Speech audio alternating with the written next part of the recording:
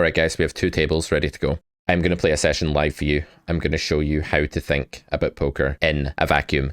This is a lost art. It's something we used to do back in the day when I first sort of broke through in poker and became a decent player, moved through the stakes and started coaching and gained some respect in the community. It was because I kind of got really good at thinking in a vacuum. I got good at comparing one play to another. And back in the day, you know, when I first came up in like 2010, 2011, that's really all that people did.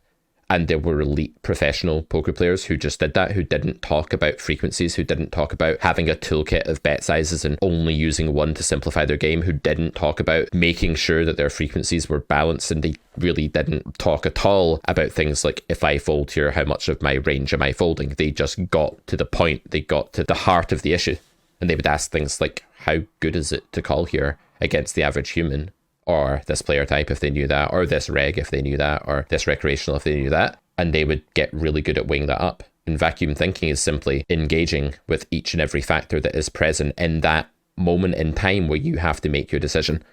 If that decision is whether to bet the turn or check the turn, the factors that are relevant in a vacuum is going to be what you think the average opponent's range is in that spot, or a specific player's range if you know more about them, is going to be the board texture, your hand, the pre-flop configuration, what's happened so far, the SPR, the stack to pot ratio, and just a sort of global knowledge of how humans play, psychological awareness, like rational psychology as we call it at Carrot Corner. And these things are hugely, hugely beneficial.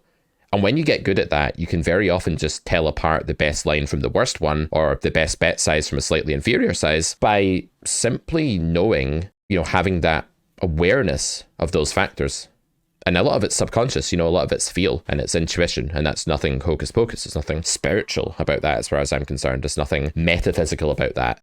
It's just that the subconscious mind is really good at processing factors much faster than our conscious mind can, but only once it's built up enough familiarity. So when I first became what I would say decent at poker, it was when I got really good at that. And in the following years, you know, there was the GTO boom and everyone thought complexity was better, and they thought that playing your entire range and understanding your entire range down to a T was actually the holy grail. Or at one point there was even theories like, who cares what your opponent has? Don't think about that. Just play your own range. Like absolute nonsense, like complete and utter dog shit, for lack of a better term. That's what that was. And while we have been able to learn a ton from solvers, and while I've built a course, the Carrot Poker School, that's based around objective, you know, theoretical principles that don't really change with the wind or with the way that your opponents are playing, there's still a hell of a lot to be said about how your opponents are playing and what their range is and what the best play is against your opponent's range. And once you're good at that, you are a master of vacuum thinking. And once you've mastered vacuum thinking, you'll realize how little the other stuff matters. The other stuff, you know, board coverage, trying to rep something, thinking about if you fold this hand, how often will you be folding? Or if you don't bluff this, how often you'll be bluffing? Or you have this blocker and not that blocker. In the vast majority of spots, not all spots, but in the vast majority of spots, that stuff pales into absolute insignificance. And there are people who are not good at vacuum thinking. They don't know how to put their opponent on a range of hands, put the pool on a range of hands and play accordingly. They have no idea how to compare EV between their lines, between their options, and come to the best conclusion. And they are getting bogged down. They're getting lost in the jungle of all of this shit. And let me tell you guys,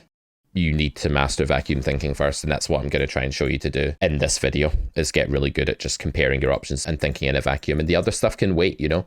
We don't need that fancy stuff. You'll see people out there bombarding you with really complicated ideas about how to play your own range and stuff like that. And in reality, while learning about the laws of physics of poker, as I call it, is important, and it's going to make a big difference to your sort of overall just poker awareness stat and how good you are at the game, vacuum thinking is a way more important attribute to put your skill points into. You can tell I've been playing too many RPGs, right? Going to 4-bet aces here. It's the highest EV play by quite some distance. In reality, in theory, it's a little closer, but you still normally want to do it. King 5 deuce. So in the 4-bet pot, theory is going to bet just very small and very often here. Do I want to do anything different? No.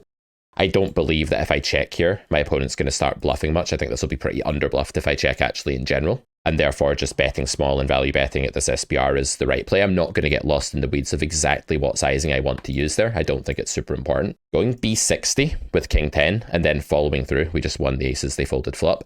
Going B60 here and then blasting river is going to be a very good line. In GTO, King 10 will check a lot because it will be perceived to have a bit of showdown value, but against humans in that pool, leading and then bombing something like 1.4x pot on river probably just outperforms it. And because I have that awareness, I'm just going to take that line every single time.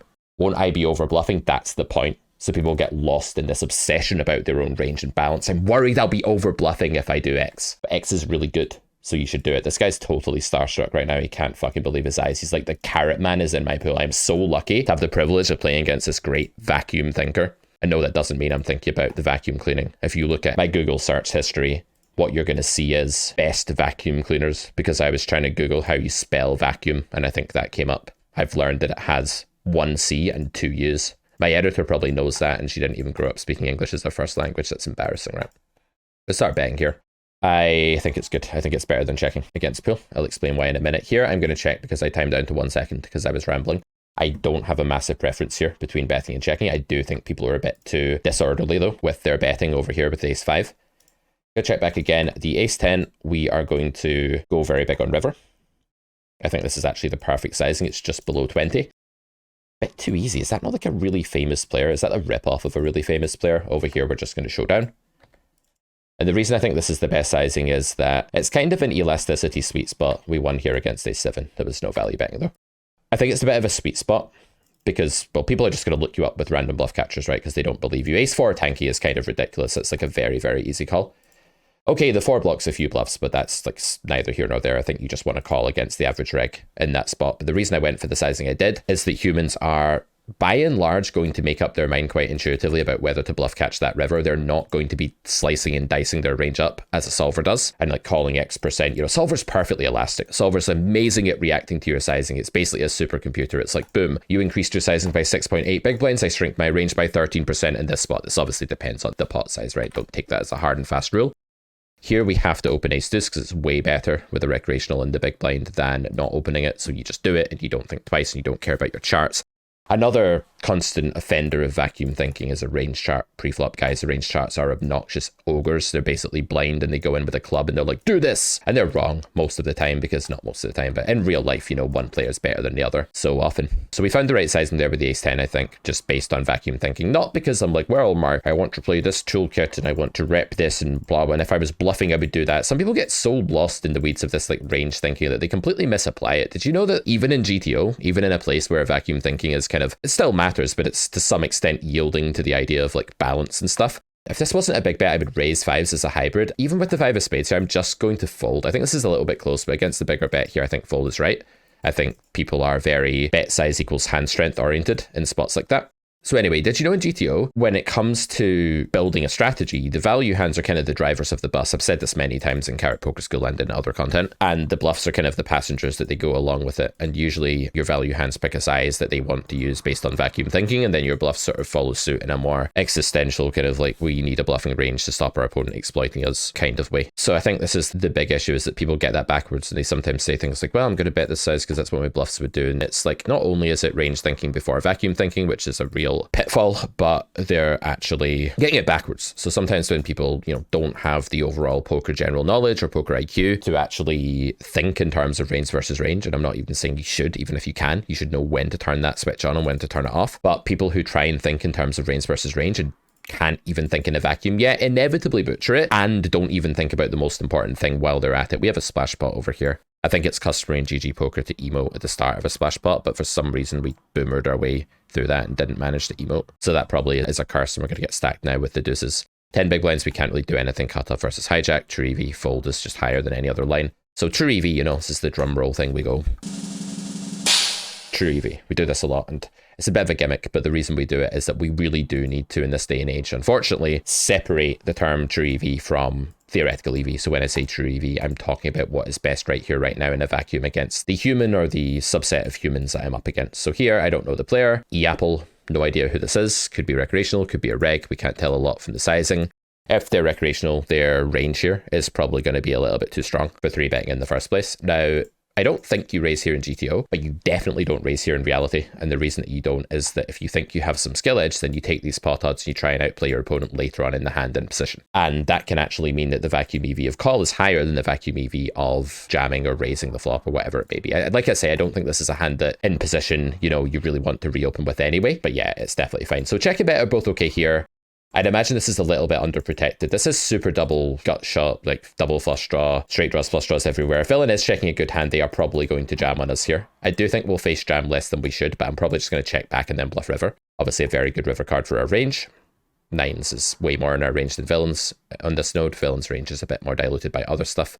He's also going to be faced with the gauntlet of actually protecting this checking range here. So very, very obvious bluff. We just need to think about what size we'd like to go. I think something like 31 is fine, repping like sets plus straights to bear, etc. Really obvious bluff river spot. But yeah, the flop is the only interesting node there. In theory, like on the river, you obviously have to bluff, and in practice, you have to bluff as well. So, you know, the way to really butcher that would be to say, well, I didn't bet the turn, so I'm worried I'm not repping anything, so I'm going to check. And then you're like, you don't have the theoretical knowledge to know that that's a mandatory theoretical bluff. Then you lack the vacuum thinking skills to know that it's really good to just bet in practice anyway. So that's what is like super, super mandatory bread and butter bluff river spot in theory, and even more important in practice. So let's say that if you don't bet that hand for theoretical reasons, you commit a big theoretical blunder. And if you don't bet that hand for exploitative reasons, it's even worse, because the exploit there is that the double check range on that run out is even less protected than it would be in GTO. And it's pretty damn unprotected in GTO actually, because your opponent starts with such a disadvantage on that run out.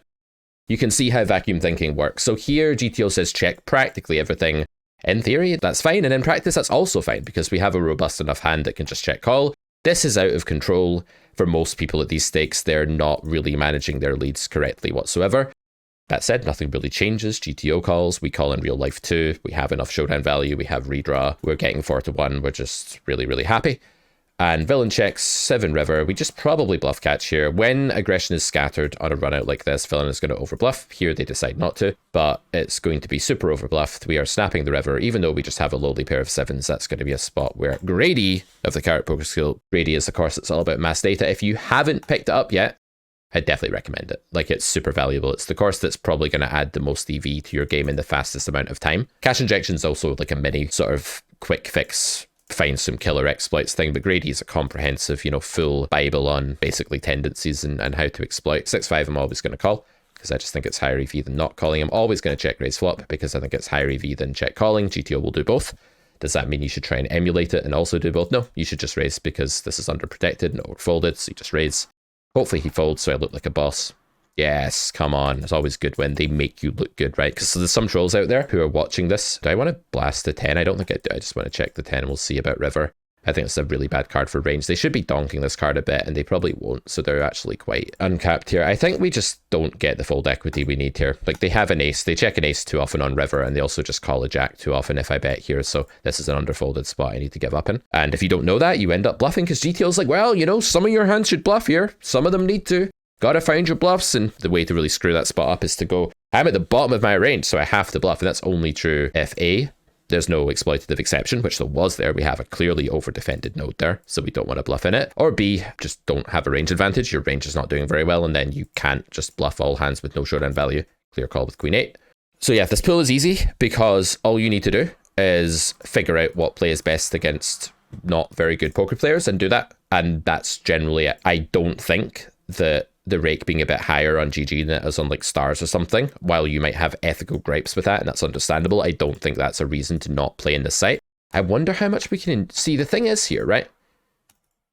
If we bet that flop, we make 0 better hands fold at this SPR pretty much. Whereas if we check and start just calling, again, we don't make better hands fold really by raising here, not for the most part, but we can get villain to bet like king 9 on the turn and then just give up the river and stuff like that. I knew I was going to miss that river. I felt it in my bones. I'd rather check back and call twice here than actually bet the flop. And I might well call the river here if he bets like 8 big blinds, because I need to win like almost never.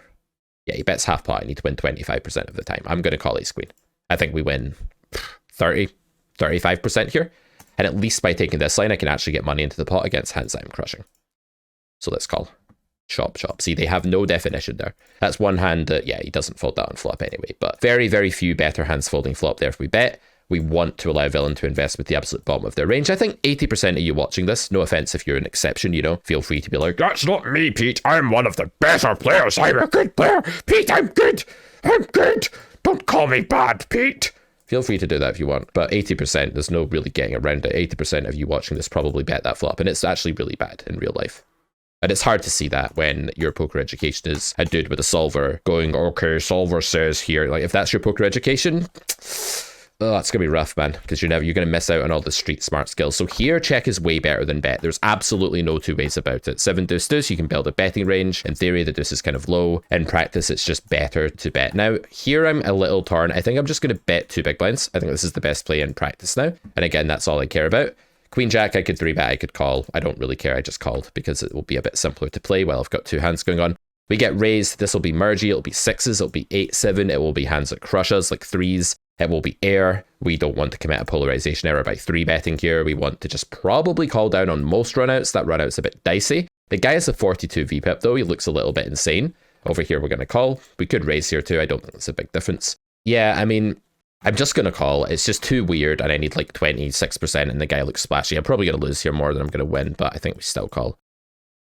Yeah, I mean, I just don't fold on these nodes where you're getting great pot odds. They rep really thin. You just have a bluff catcher and it's going to be overbluffed because it's too hard not to overbluff with that line. Going to check back again. Well, not check back. I called the flop here with queen jack. It went check, check. If villain bets again. Close spot in theory. Probably you can raise. Probably you can call. Probably you don't fold this hand. Although maybe you do. I don't really care. I'm in real life. I guess this is just a check. This is a bit too thin. Against some fish, I think this guy's a reg, but against some fish, I would actually bet here for super thin value. Like against hands like that, I just think a reg's less likely to call. If you bet small, they're more likely just to fold 9s and feel like they're getting owned for value. And they're also just quite likely to check a king and check call. And I think betting queen jack there's a little bit too thin, but against the right opponent, you know, it can certainly be fine. So poker gets easier. It gets simpler when you start breaking everything down in a vacuum and just really asking yourself what play is better. Like how much simpler is my thought process and how much less convoluted is it than the thought process that you find yourself doing when you actually like overwhelm yourself and overload yourself with shit. Because I bet you do that. I bet sometimes you're playing a session and your brain is just this noisy, static noise, kind of vibrating, uncomfortable place where there's just way too much shit going on. King 9 against cutoff. This is super close in GTO. I'm just going to 3-bet it. It's this hand here because I think I have an edge. Edge is one of these things where it can be small, it can be big, it's a gradable concept.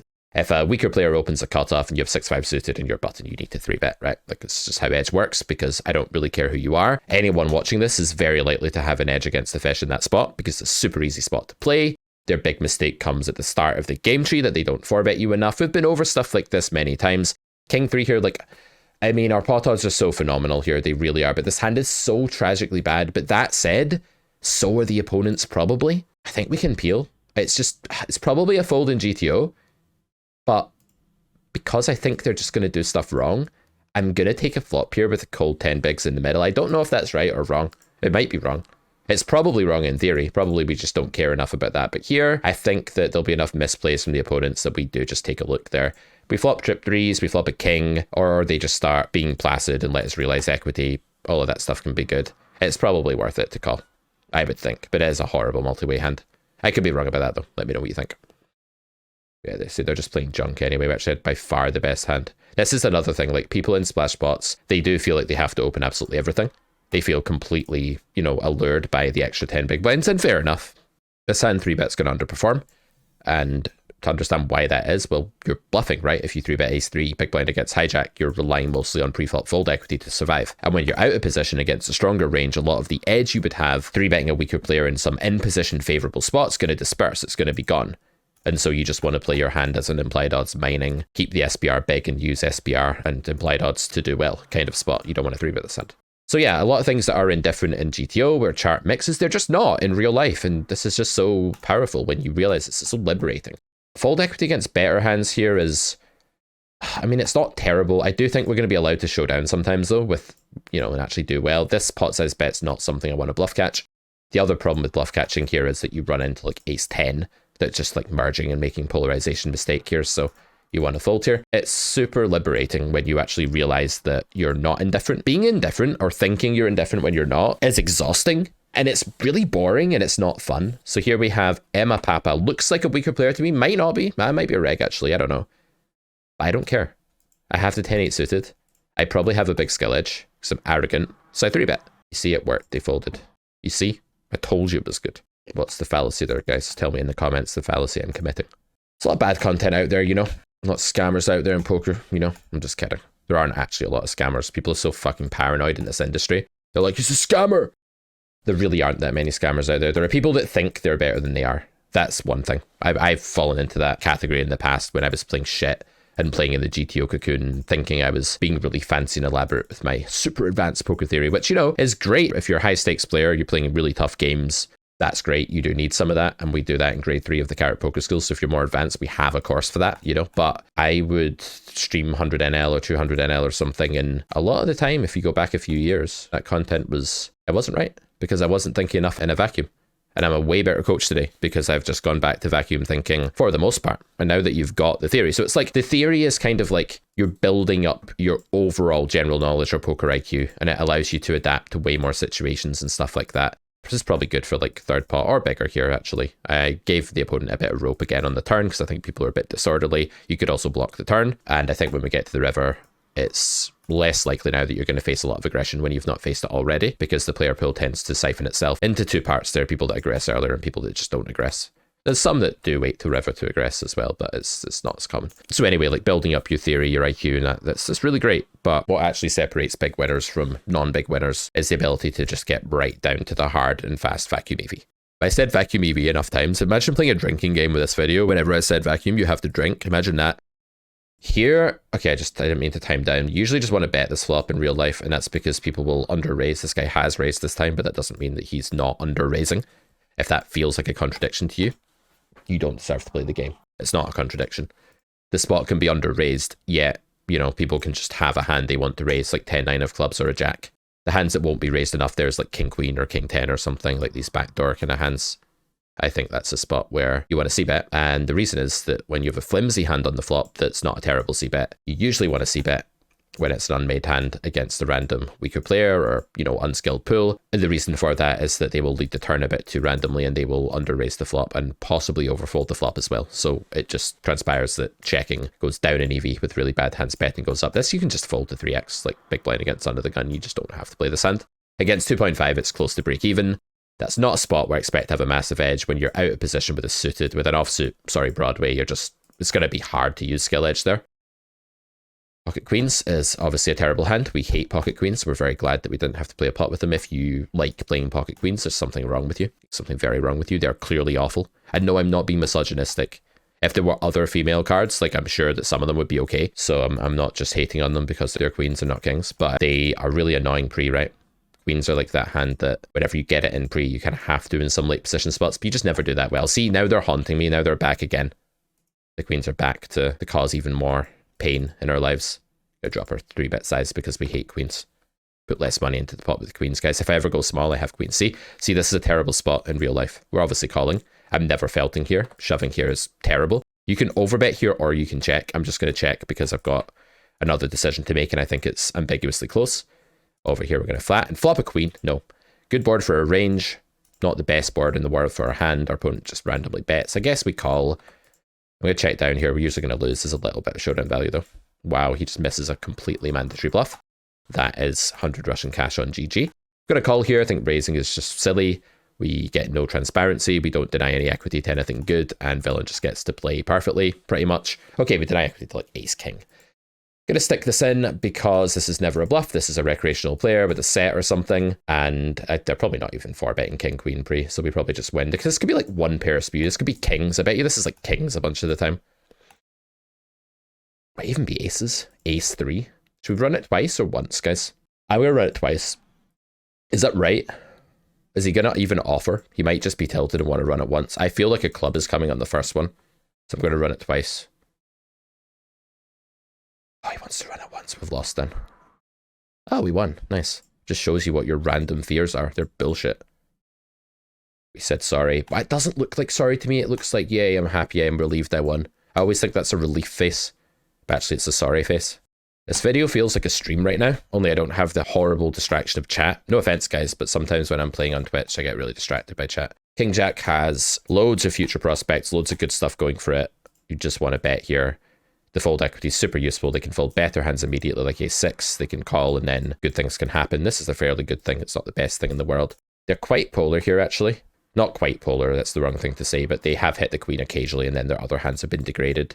That said, no, they're not that polar here. I want to go pretty big, actually. I'm going to pot it. I think pot's a great way to just like get sevens to go away. People are scared of pot, and rightly so, because pot's really strong. In this pool, pot is something fish use to be greedy, and therefore a lot of people know that. And so when I pot it, people are like, oh no, like I can't call this. So that's just using rational psychology, you know. Pot sizing is just scary, and it's not much more than B75. It's just a nice sizing for that spot. Do we want to 3-bet 5s here? Probably. It's super thin, actually, in these positions. Yeah, attacking under the gun with 5 players behind, 4 players behind, it's not quite something I want to do with that bad a hand. I think 6s, you just do it. every time, but I think fives you do it never. And that's where skill comes in, where you're not saying, oh, this is indifferent, because it's not indifferent. It's only indifferent to you if you're not good enough to figure out what's better. There's a cat's phrase. Let's finish the video with that mantra. You're only indifferent if you're not good enough to figure out what's better. And I would have absolutely argued with that a few years ago. I would have said, nah, theory says, and it's hard for us to tell. But the more you actually try this vacuum thinking, the better you get at it. Carrotcorner.com is the place to go if you like this content. The subscription service is coming on March 1st. It won't just be me you'll have to listen to, but a bunch of other really skilled Carrot Corner professional poker players who have either come up through Carrot Poker School, they've joined our ranks in one way or another, and they're active senseis on our Discord. So they're going to be making some content for you as well. We've picked up a few new exciting coaches that I'll tell you a bit more about soon. And yeah, hope you'll sign up. I'm really looking forward to the journey, the ride of making this kind of service for you guys. In the meantime, all of our courses are on Carrot Corner. Let me know what you think down below. I'll try and reply to some of your comments. And yeah, see you next time. Remember, think in a vacuum. Always get better at it, and then you'll crush. Bye for now.